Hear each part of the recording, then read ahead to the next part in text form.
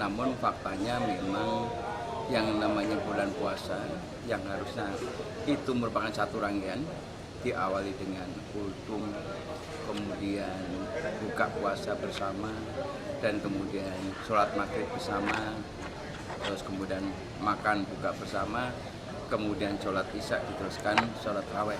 Namun akhir-akhir ini terjadi sebuah pergeseran di mana buka puasa itu bukan menjadi salah satu kegiatan yang sifatnya ritual yang seperti yang saya sampaikan, tapi sudah ada pergeseran bahwa buka puasa ini sudah seperti semacam silaturahmi.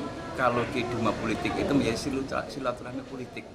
Jadi kecenderungannya adalah orang buka berpuasa itu hanya kepengen ketemu tokoh satu dengan tokoh yang lain, kemudian esensi keagamaan ngobrol hal-hal yang sifatnya politis, bukan masalah keagamaan. Tentunya ini ada yang positif tapi ada negatifnya, karena makna daripada Ramadan sendiri akhirnya tidak tercermin di situ, tapi yang tercermin adalah lobby-lobby politik yang ada di situ.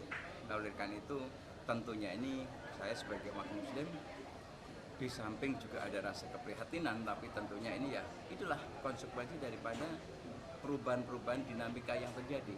Nah, ini tentunya harusnya para alim ulama kembali lagi mengingatkan bahwa ritual keagamaan ini harusnya betul-betul dihayati sebagai ritual keagamaan, walaupun diselenggarakan di tokoh-tokoh partai politik, tokoh-tokoh politik lainnya. Tentunya kita datang harus lebih mendapatkan ritual keagamaannya dibanding lobby-lobby. Artinya bisa dijadikan bahwa buka puasa bersama ingin membangun silaturahmi selama setahun itu, selama 11 bulan itu, maaf tanda kutip berantem. Kemudian dengan adanya hal seperti ini kan bisa memperbaiki lagi. Kemudian kita bekerja lagi untuk bangsa dan negara. Kalau di dunia politik itu sudah terjadi setiap hari kan. Dunia politik itu kan sudah sesuatu yang biasa. Perbedaan pendapat dalam sebuah forum kadang-kadang bahkan bisa gebrak-gebrakan meja, bisa lempar-lempar meja, tetapi begitu selesai itulah esensi daripada demokrasi, bahwa demokrasi itu memang adanya sebuah perbedaan. Oleh karena itu ini sebuah satu kemajuan yang sangat luar biasa, bahwa ternyata bahasa Indonesia bisa menghargai sebuah perbedaan, bahwa kita juga sadar bahwa perbedaan itu juga merupakan daripada proses demokrasi, dan itulah demokrasi yang sesungguhnya. Dan semua perbedaan yang ada tidak dimasukkan dalam hati, tetapi setelah itu seperti di DPR sendiri, kalau kita habis sidang paripurna, sidang apapun, kemudian dalam panja apapun, fungsi pengawasan apapun, kita bisa marah-marah, tapi habis itu kita bersalaman lagi, berpeluk-pelukan, cium-ciuman. Bahkan kita memang suka dicemoohkan marah orang. Ini orang-orang politik ini hanya bohong-bohongan aja marahnya. Ini sandiwara seperti itu kan. Ini sudah sesungguhnya adalah bukan itu. Oleh karena itu masyarakat juga harus disadarkan. Itulah esensi demokrasi, bahwa demokrasi itu tercermin ketika ada perbedaan. Oleh karena itu ketika ada perbedaan tidak boleh ditafsirkan bahwa itu adalah ketidaksenangan antara satu dengan yang lain, tapi itulah demokrasi.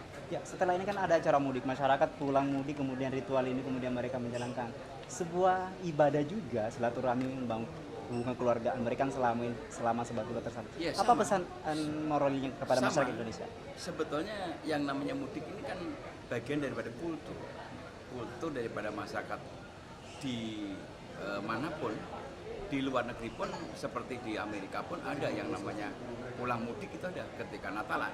Kalau di Indonesia itu adalah Lebaran. Namun ini juga terjadi pergeserannya adalah harusnya mereka itu pulang untuk saling memaafkan selama 1 tahun lebih, kemudian mereka mungkin ada hal-hal yang dilakukan tanpa sadar, kemudian juga mungkin sikap perilakunya, dan jututah untuk saling memaafkan di bulan Idul Fitri itu dijadikan momen penting. Namun juga terjadi pergeseran bahwa masyarakat yang melakukan mudik itu kadang-kadang juga unjuk daripada apa yang mereka dapatkan. Ini loh, aku sekarang udah seperti ini. Nah, sehingga kadang-kadang sebuah kebanggaan itu mereka implementasi dalam bentuk apapun yang dia miliki Jakarta, digotong pulang ke daerah. Katakanlah sepeda motor pun dinaiki dari Jakarta sampai ke Jawa, yang mereka kadang-kadang tidak sadar bahwa ada risiko besar. Bahkan tidak hanya itu, sopir bajai pun itu kadang-kadang walaupun bajai itu jalannya seperti itu dari Jakarta dengan sabarnya dia membawa keluarganya, kan juga bagian kebanggaan mereka. Nah ini juga terjadi pergeseran-pergeseran, oleh karena itu inilah yang selalu ditekankan oleh pemerintah kepada masyarakat, hendaknya juga bisa memahami bahwa tingkat risiko itu juga diperhitungkan, tapi bagaimanapun kebanggaan itu tidak bisa. Bahkan sebuah kebanggaan, cita-cita mereka itu memang tahun depan lebaran ini saya harus bisa begini, tahun depan nanti saya bisa seperti ini. Nah itu kebanggaan mereka itu tidak bisa terukur, karena itu merupakan ekspresi daripada keberhasilan mereka. Makna puasa Ramadan, makna mudik juga sudah mulai bergeser. Apakah ini yang bertugas, apakah pemerintah dan atau ulama, bahwa kita esensi daripada puasa ya menahan nafsu kita. Lebaran adalah mudik itu untuk membangun bukan turia, bagaimana? Sebetulnya nggak bisa. Apakah ulama, apakah karena ini menunjukkan keberhasilan seseorang, dia akan mengekspresikan dengan silaturahmi untuk saling memaafkan di bulan Hari Raya Idul Fitri. Tetapi dia kan juga ingin menunjukkan satu keberhasilan mereka.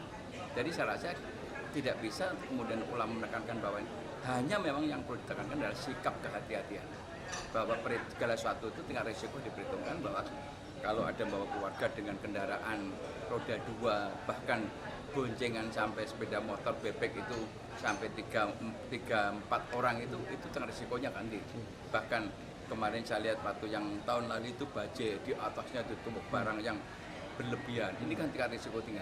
Saya rasa itu yang harus diingatkan kepada masyarakat, bahwa sikap kehati-hatian, karena ini menunjukkan rasa keberhasilan, dan dia juga tujuannya silaturahmi, juga dia akan merasa bangga kalau dia pulang ke daerah itu ada perubahan ditunjukkan kepada keluarganya. Namun tingkat risiko ini yang harus kita ingat. Saya rasa yang perlu dilakukan para alim ulama, para aparatur pemerintah adalah bagaimana untuk mengingatkan bahwa sikap kehati-hatian dalam menjalankan mudik lebaran ini supaya jauh terhindar daripada musibah kecelakaan. Pesan anggota DPR terhadap masyarakat yang mudik ada? Ya tentunya kami DPR juga mempunyai satu perasaan yang sama, bahwa itu adalah merupakan ekspresi. Kalau saya ditanya adalah pesan kami adalah untuk menunjukkan rasa keberhasilan, tentunya sah-sah saja karena itu sangat manusiawi, namun yang saya pesankan adalah harus dibatasi, kemudian juga harus disadari bahwa segala risiko itu bisa terjadi kapan saja dan di mana saja, namun sikap kehati-hatian jauh lebih penting daripada memaksakan kendaraan. Terima kasih. Gitu. Bapak